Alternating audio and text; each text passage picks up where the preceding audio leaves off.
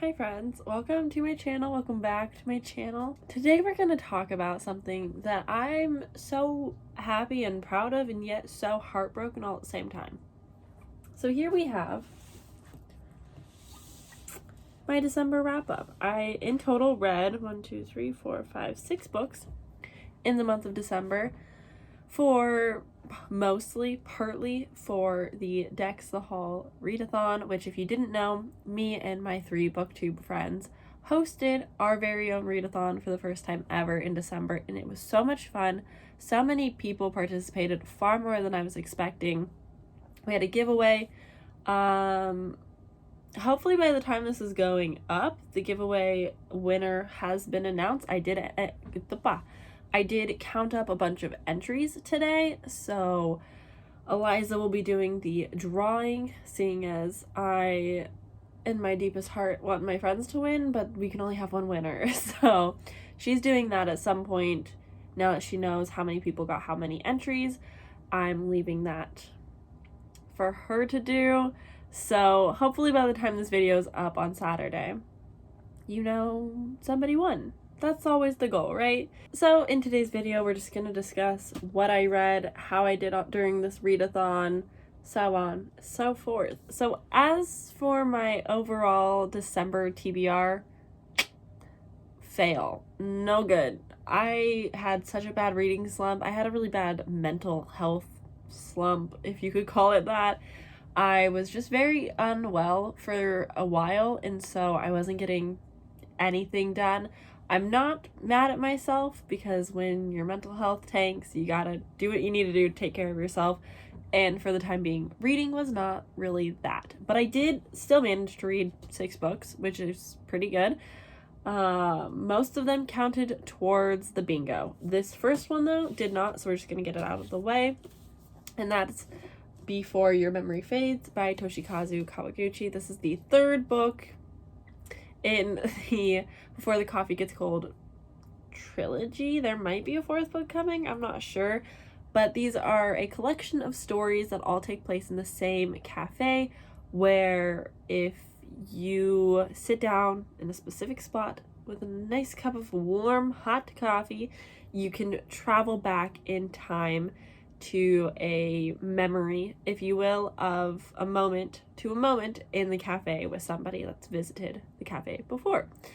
And there's about 4 or so stories in each book. I love them so dearly. I love the narrator of the audiobooks. He's like one of my all-time favorite narrators. So good. I love the stories. They always make me really emotional. I've cried at almost every single book. This one did make my eyes quite teary. I just love them so much. I value these books with everything in me. They're some of my favorites of the entire year. So this is the first thing that I read. It was released November 2022, so I was not able to count it towards our backlist readathon, but I did, of course, give this 5 stars, like all the others. So then that leaves, oh my goodness, these chunk of books that I have read. So we're just going to go in order of the stack, and I will tell you what they checked off on the bingo, my ratings, so on and so forth. First one being Fruits Basket by Natsuki Takaya. So this was actually the last read of 2022, and it ended on a high. I gave this 5 stars. To no surprise, if you know me, you know that I watched the anime and I was absolutely obsessed. Has made me sob multiple times. It's so great. In this, we're following Torohunda, who is orphaned and has to live in a tent on what she thinks is the wilderness, but is actually the Soma clan's property, and they take her in as a little found family. It's so cute. It's so sweet. I absolutely adored this. I'm planning to finish the other 12 volumes this year, or I guess 11 volumes this year. I'm very excited for them. But yeah, this was a great way to end. This is my first manga as well, which is so exciting. So this checked off Face on the Cover, adapted to screen, graphic novel, and released before 2000. This was actually originally released 1999 in the original Japanese language. This was translated in 2015 and published. So yeah, I had a great time with that. I'm so excited. I'm making the second volume my first read of the year. It's gonna be great.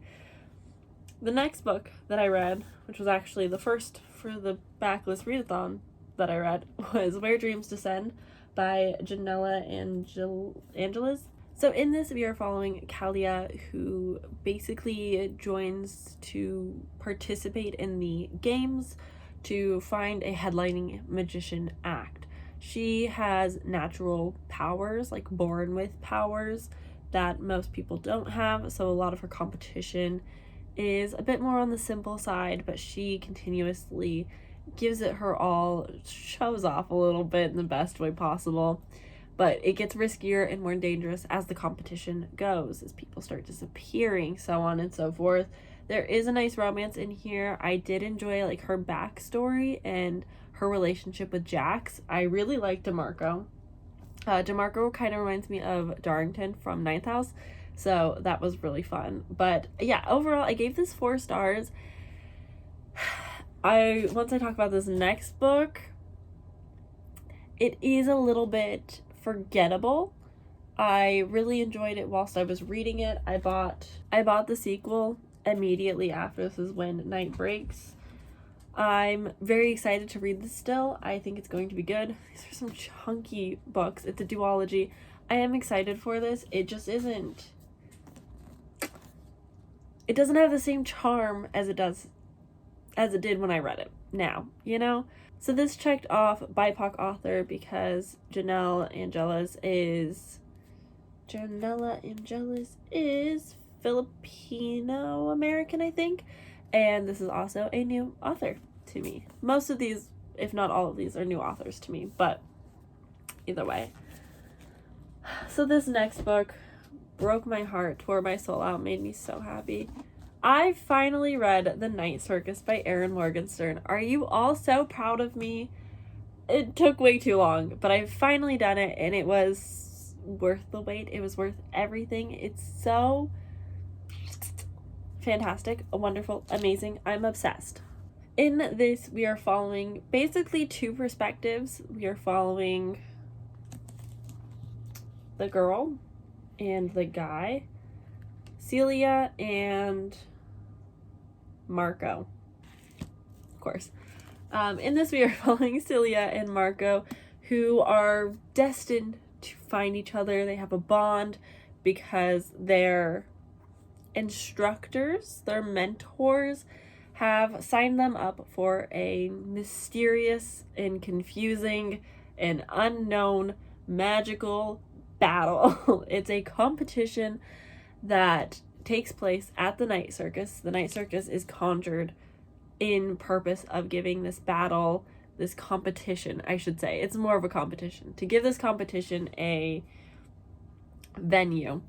And you're meeting the circus people that join the crew, you're meeting the mentors themselves, the competitors, the random viewers, the people that come to see the circus. It's so good. I can't properly articulate this book or explain this book. You just need to read it. It's beautiful, lovely, wonderful. I'm obsessed. It's so good. I love the writing. I loved all the characters. It's really this captivated me in a way a book hasn't done that in so long. This was a definite 5 stars. It just blew me away, blew my expectations out of the waters. I cannot wait to read this again and again and again and collect editions of this and just, I'm obsessed. I really love this. It was amazing. This checked off the most prompts on my bingo. So this was an intimidating book. As you may know, this has been on my TBR over and over and over again for so long. I've had this for 2 or 3 years now. I just was so scared to read it, and I'm so glad that I did. This was also a previous DNF or previous failed TBR. This has been on my shelf the longest. This is one of the first books that I bought when I joined BookTube. This is my favorite genre. This has multiple POVs, and spoiler, it involves murder. there's a murder. So yeah, this checked off definitely the most on my bingo, and I'm so happy to have finally read it. Second to last, we've got The Cruel Prince by Holly Black. I know, I'm knocking out all of like the booktube classics this month. I'm so proud of myself. This is Holly Black's Folk of the Air trilogy, book 1. I was clueless. I got this from an Owl Crate when it came out when I was in high school, and I had just finally read it. I had no clue what this was about, so it did check off the book you know nothing about prompt. But boy, oh boy, was I in for a ride. I knew that Jude and Carden were like the main characters. I knew it was a true enemies to lovers plot.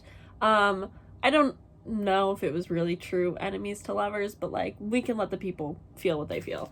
I did enjoy the relationship and how it developed, and I'm excited to see where it goes, especially in the next 2 books after the ending this one had. I really did enjoy the characters, though. I really did enjoy the world. I loved the way that Holly Black writes. I'm a fan of Holly Black. That much I have learned this year. I'm a fan of Holly Black. I'm super excited to see what her new, I think, duology is going to be all about. I'm just, so many good things. But yeah, in this we're following Jude, whose parents get murdered when she's pretty young, so her and her 2 siblings go live with her eldest sibling's real dad, who is a fae man. Not quite a noble.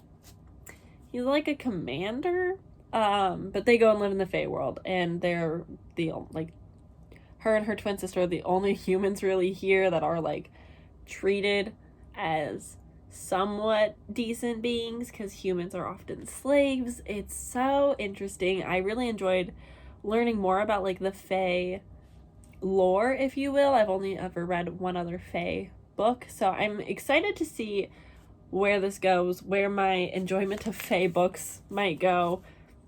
We will see. But yeah, basically, I can't sum up this plot without spoiling things. Yeah. So this checked off booktube favorite because it is an absolute classic. Everybody loves this and adores this, and I can now say that I'm a part of the fan club. I did only give this 4 stars, so not 5. And again, a book I knew nothing about. And finally, the last book, which unfortunately was the biggest disappointment of the month. I read 6 Crimson Cranes by Elizabeth Lim. This is such a chunky book. This took me my entire vacation to read, and it was fine. I gave it 3 stars. This checked off cover buy because this edition is so beautiful. Yes, I did already buy the sequel. And this also begins with the first letter of my name, which is S for Sam. But this is following our main character, and through unfortunate events, she is forced to be mute by her evil stepmother, and her 6 or 7 brothers get turned into cranes, and she can no longer speak. If she speaks, they will die, and she has to basically break this curse, and you join her on the journey that derails so hard from her path and her purpose, because this girl gets so swept up in other things. Like, I'm sorry, if my brothers got turned into cranes, I think I would do everything and anything in my power to change that, and I wouldn't spend months on end dicking around. I'm gonna be honest. But I did really enjoy the food imagery. I enjoyed the world building. I enjoyed most of the characters. I cannot speak on this main character being mute for most of the book, and how a sensitivity reader might view that, and somebody who is actually mute might see it. I can't speak on that, but I will be researching that because I would like to know how other people view this, that have the ability to speak on such things and have opinions on things that I can't have opinions on. But that was one of my like things about this. But again, it was fine. It was too long. This did not need to be so long, but I did enjoy it. Just didn't love it. I did buy the sequel. I will pick it up and read that.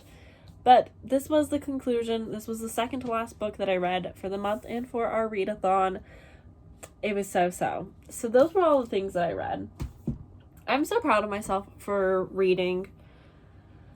Even though things were a little bit dicey there in between, I'm glad that I participated in the readathon that I co-host, because that was a really big goal, and I was very disappointed with myself when I couldn't weekly vlog for the readathon like I was planning. But who knows what the future has in store for us. We might do this again next December. We might do something completely different in the year. Who knows? We literally have not discussed anything, but I had so much fun with this. I am so proud of us. I'm so proud of you if you participated and read anything in the month of December. I got bingos. I got 2 whole bingos, and I'm so proud of myself for that.